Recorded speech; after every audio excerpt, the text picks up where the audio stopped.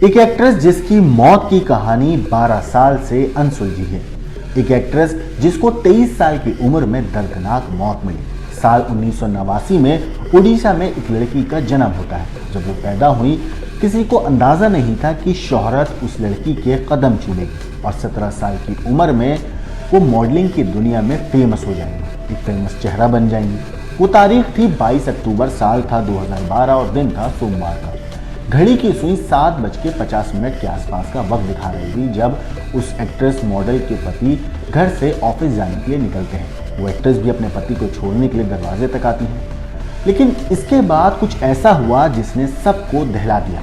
आज जुर्म, राज और हत्या में बात करेंगे एक साउथ की मॉडल और एक्ट्रेस की मौत की कहानी के बारे में। साउथ एक्ट्रेस विदुषी दास, ये नाम है उस एक्ट्रेस और मॉडल का जिनकी मौत की कहानी पर आज बात होगी। असल में विदुषी ने पति को दरवाजे तक छोड़ने के बाद दरवाज़ा बंद कर लिया था। पति भी अपने ऑफिस के लिए निकल चुके थे और पति ऑफिस पहुंचते हैं करीब 9, साढ़े 9, पौने 10 के आसपास। ऑफिस पहुंचने के बाद वो पत्नी को फ़ोन करते हैं उनको बताने के लिए कि मैं दफ्तर पहुंच चुका हूं, लेकिन पत्नी कॉल नहीं उठाती। आमतौर पर ऐसा नहीं होता था, लेकिन पति को लगा कि शायद पत्नी घर के काम में थोड़ी बिजी होंगी, इसलिए फ़ोन नहीं उठा पाए। पति भी अपने काम में लग जाते हैं उनके। लेकिन कुछ घंटे के बाद जब दोबारा उन्हें फ़ोन करते हैं तो वो फिर फ़ोन नहीं उठाती हैं। इस बार उन्हें थोड़ी सी चिंता हुई। उन्होंने एक के बाद एक इसके बाद अपनी पत्नी को कई बार फ़ोन लगाया, लेकिन उनकी जो पत्नी थी विदुषा, वो उनका कॉल नहीं उठा रही थी, ना मैसेज देख रही थी। काम ख़त्म करके जो उनके पति थे केदार, वो करीब रात के 8 बजे के आसपास अपने घर लौटते हैं। घर का दरवाज़ा खटखटाते हैं, बेल बजाते हैं, लेकिन दरवाज़ा नहीं खुलता। काफ़ी देर तक जब वो दरवाज़ा बजाते हैं नहीं खुलता तो कान लगा के सुनते हैं तो घर के अंदर से टीवी की आवाज़ आ रही थी। इसके बाद वो फिर बेल बजाते हैं। जब दरवाज़ा नहीं खुलता है तो इस बार वो डुप्लीकेट चाबी से दरवाज़ा खोलते हैं और जैसे ही घर के अंदर दाखिल होते हैं उस घर का हाल देखकर उनकी रूह कांप जाती है, क्योंकि फर्श पर उनकी पत्नी विदुषी खून से लथपथ हालत में पड़ी हुई थी। चेहरे और गले पर टूटे हुए शीशे के टुकड़े से गहरे जख्म बने थे। पत्नी की ऐसी हालत देखकर पति एकदम सिहर जाते हैं। खौफनाक मंजर था। वो मकान मालिक की मदद से और लोगों की मदद से पत्नी को हॉस्पिटल लेकर पहुंचते हैं, जहां डॉक्टर उन्हें मृत घोषित कर देते हैं। उनकी मौत के घंटों, उनकी जो मौत थी, कहते हैं कि वो घंटों पहले हो चुकी थी जब पति वहां पहुंचे थे। विदुषी के चेहरे पर शीशे से बने जख्म बड़ी साजिश की तरफ इशारा कर रहे थे। पुलिस को मामला पहुंचता है और पुलिस केस दर्ज करती है। 12 साल से ये केस लेकिन अभी भी अनसुलझा है। अब आपको कहानी में आगे बताऊं उससे पहले आपको बता दूं कि विदुषी दास, वो स्कूलिंग खत्म करने के बाद 17 साल की उम्र में मॉडलिंग की दुनिया में उन्होंने कदम रखा था और साल 2006 में उन्होंने मिस चेन्नई ब्यूटी पेजेंट में हिस्सा लिया था, जिसमें वो सेकंड रनर अप का खिताब उन्होंने हासिल किया था। अब खिताब हासिल करने के बाद विदुषी ने कई फिल्मों में काम भी किया, जिसमें एक फिल्म थी कमल हसन और ज्योतिका की लीड रोल वाली वेत्यादु विलयादु। इस बीच उनकी मुलाकात पेशे से सॉफ्टवेयर इंजीनियर केदार से हुई। केदार उनसे महज 3 साल बड़े थे। वक्त बीता, दोस्ती हुई, जान पहचान बढ़ी और फिर वो दोस्ती प्यार में तब्दील हो गई। परिवार इस रिश्ते के खिलाफ था, हालांकि इसके बावजूद भी उन्होंने साल 2009 में केदार से शादी कर। शादी के 1.5 साल के बाद यानी कि साल 2010 में दोनों मुंबई शिफ्ट हो गए और एक किराए के घर में रहने लगे। वहीं जहां पर 22 अक्टूबर 2012 को सोमवार के दिन उनकी लाश पति को मिली। विदुषी की हत्या के बाद जब ये पूरा मामला हुआ तो लोगों ने कहा कि यह कत्ल है।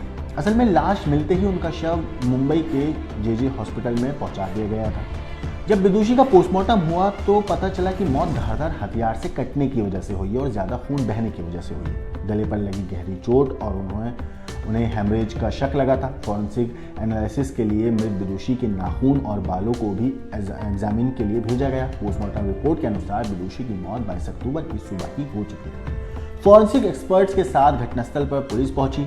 देखा कि जिस जगह पर विदुषी की लाश पड़ी थी उसके आसपास एक अलमारी थी जिसका शीशा टूटा हुआ था। जमीन और विदुषी के गले, गाल और हाथों पर वही कांच के टुकड़े थे। हालांकि अलमारी पर खून का कोई भी निशान नहीं था। शुरुआती तौर पर पुलिस ने लूट के एंगल से मामले को दर्ज किया और तफ्तीश करी, लेकिन जब पति थे विदुषी के केदार, उनसे पूछताछ हुई तो उन्होंने बयान दिया कि घर से कोई भी चीज़ मिसिंग नहीं है। लूट के एंगल ना होने पर पुलिस ने मामला फिर हत्या का दर्ज किया और जाँच उसी एंगल में शुरू करी। पुलिस को पहला शक जो हुआ था वो विदुषी के हस्बैंड पे ही हुआ था, केदार पर, क्योंकि वो घर में कोई भी फोर्स एंट्री के निशान नहीं थे। लेकिन केदार के बयान के मुताबिक जब वो घर लौटे तो दरवाज़ा अंदर से बंद था। घर में जो दाखिल हुए डुप्लीकेट चाबी से हुए और जो चाबी थी वो सिर्फ केदार के पास ही थी। जब शक के दायरे में उन्हें पुलिस ने लिया तो पुलिस ने विदुषी के पति केदार से पूछताछ और अच्छे तरीके से करी, लेकिन उन्होंने पूछताछ में बताया कि पति की बीमारी और उन दोनों के बीच में झगड़ा भी था। मुंबई पुलिस के अनुसार उस वक्त कहा था कि उनके बर्ताव में अचानक बदलाव दिख रहा था। केदार के बयान के अनुसार दोनों बीते लंबे वक्त से मुश्किल दौर से गुजर रहे थे। फाइनेंशियल कंडीशन भी बिगड़ी हुई थी और विदुषी जो महिला थी, जो एक्ट्रेस थी विदुषी, उनको भी फिल्में नहीं मिल रही। पेशे से सॉफ्टवेयर इंजीनियर थे केदार, लेकिन उनकी जो तनख्वाह थी वो महज 60,000 रुपये थी, जिसमें तकरीबन 22 से 25-30 हज़ार रुपये उनका किराए में चला जाता था। और कुछ वक्त पहले विदुषी ने सर्जरी और हेयर ट्रांसप्लांट भी करवाया था। केदार ने पुलिस को जो बयान दिया उसमें कहा कि विदुषी की मौत से एक रोज़ पहले रविवार को उन दोनों के बीच में किसी बात को लेकर झगड़ा हुआ था। झगड़े की अगली सुबह 7:30 बजे के आसपास वो घर से निकल गए थे अपनी पत्नी को बाय कहकर दफ्तर। उन्होंने करीब 7:15 बजे अपनी पत्नी को कहते हैं कि मैसेज भी किया था उनके हालचाल पूछने के लिए, लेकिन मैसेज का रिप्लाई नहीं आया। फिर उसके बाद उन्होंने कॉल किया, कॉल का कोई रिप्लाई नहीं आया। अब इन दोनों की जो शादी हुई थी वो लव मैरिज थी, परिवार वाले उस शादी के खिलाफ थे। इस वजह से वो विदुषी के जो पिता हैं उनसे बात नहीं करते थे। लेकिन उस दिन उन्होंने विदुषी के पिता को भी कॉल किया और उनको बताया कि वो काफ़ी देर से विदुषी से बातचीत करना चाह रहे हैं, फ़ोन कर रहे हैं, लेकिन फ़ोन नहीं उठा रहे। इसके बाद जो विदुषी के पिता थे उन्होंने अपनी बेटी को कॉल किया तो बेटी ने पिता का कॉल भी नहीं उठाया। उन्होंने बताया कि कई बार जो केदार थे उन्होंने अपने ससुर को बताया जब उन्होंने फ़ोन किया कि कई बार वो भी फ़ोन कर चुके हैं, वो फ़ोन नहीं उठा रही है। पिता ने भी कई कॉल्स किए थे। पुलिस को विदुषी के पति केदार ने बताया कि विदुषी डायबिटिक थी और उन्हें ब्लड प्रेशर की दिक्कत थी और कई बार वो इस वजह से बेहोश हो जाती थी। वो घर पर कई बार ब्लड प्रेशर कम होने से बेहोश पहले हो चुकी थी। केदार के मुताबिक उनका जो है साइकेट्रिक ट्रीटमेंट भी चल रहा था। केदार के बयान को उनके कॉल रिकॉर्ड्स और जो विदुषी की मेडिकल रिपोर्ट्स है उससे कंफर्म किया गया। तो जब कंफर्मेशन आई, पता किया, दोनों को मिलाया गया बयानों को, तो जब मुंबई पुलिस ने विदुषी के कॉल रिकॉर्ड की बारीकी से जांच की तो पता चला कि वाकई उस दिन उन्हें 80 के करीब कॉल आए थे, जिनमें से ज़्यादातर पति केदार और पिता के थे। इसके बाद पिता ने विदुषी को कई मैसेज भी किए थे जिसमें वो उन्हें लगातार कॉल्स उठाने को कह रहे थे।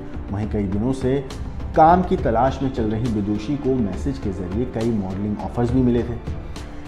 इतना ही नहीं, कॉल रिकॉर्ड में एक एजेंट के भी कॉल्स और मैसेजेस थे उनसे जो 25,000 रुपये लौटाने को कह रहा था। इसके अलावा विदुषी की ट्रीटमेंट करने वाले जो डॉक्टर थे वो भी विदुषी से मिलने उस दिन वहाँ पहुँचे थे। हालांकि दरवाज़ा जब नहीं खुला तो वो भी वहाँ से दरवाजे से वापस लौट गए। मीडिया रिपोर्ट्स के मुताबिक पड़ोस में काम करने वाली एक महिला का ऐसा कहना था कि उन्होंने विदुषी के घर से किसी निकलते हुए शख्स को देखा था। हालांकि सीसीटीवी के थ्रू कोई भी फुटेज ऐसा नहीं मिला था जिससे ये साबित हो पाए कि कोई शख्स उनके घर के अंदर दाखिल हुआ था। लेकिन विदुषी की मौत की सही कारण जो है पुलिस तलाशने में लगी रही। पुलिस के पास पति केदार के खिलाफ भी कोई सबूत नहीं था। आखिरकार करीब 1 साल के बाद पुलिस ने इस पूरी जो विदुषी की डेथ थी उसे एक्सीडेंटल डेथ करार देते हुए केस को क्लोज कर दिया था। पुलिस ने केस क्लोज करते हुए रिपोर्ट में जो लिखा था वो वाकई आपको हैरान करेगा, क्योंकि जब केस क्लोज हुआ और जो फाइनल रिपोर्ट पुलिस ने उस क्लोजर केस के साथ लगाई उसमें लिखा कि लाश की हालत देखकर पुलिस ने गलत फहमी में मर्डर केस दर्ज किया था। हालांकि ये एक एक्सीडेंटल डेथ थी।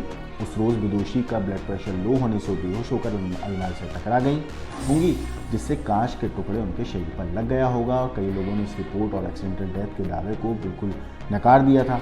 लेकिन विदुषी के पिता जो थे उन्होंने भी मर्डर की बात कही थी, लेकिन नतीजा बिल्कुल सिफर निकला। फॉरेंसिक एक्सपर्ट्स का भी कहना था कि सिर्फ कांच में गिरकर इतनी गंभीर चोट लगना असंभव है। हालांकि ये केस कभी भी दोबारा से ओपन नहीं हुआ और अभी भी साल 2012 में ये उनकी मौत हुई थी और अब 12 साल के बाद भी विदुषी की मौत की गुत्थी अनसुलझी है। कई लोग इस मामले को, इस मौत को कहते हैं कि उनका मर्डर हुआ था। हालांकि अभी तक दोबारा से इस पर किसी ने सवाल नहीं उठाया। जो पुलिस ने क्लोजर रिपोर्ट दाखिल करी थी केस क्लोज करते टाइम तक एक्सीडेंटल डेथ हुई है, उसको किसी ने कभी चैलेंज ही नहीं किया और 12 साल से ये केस अभी भी एक्सीडेंटल डेथ के तौर पर ही पुलिस की फाइलों में बनकर दबा हुआ है।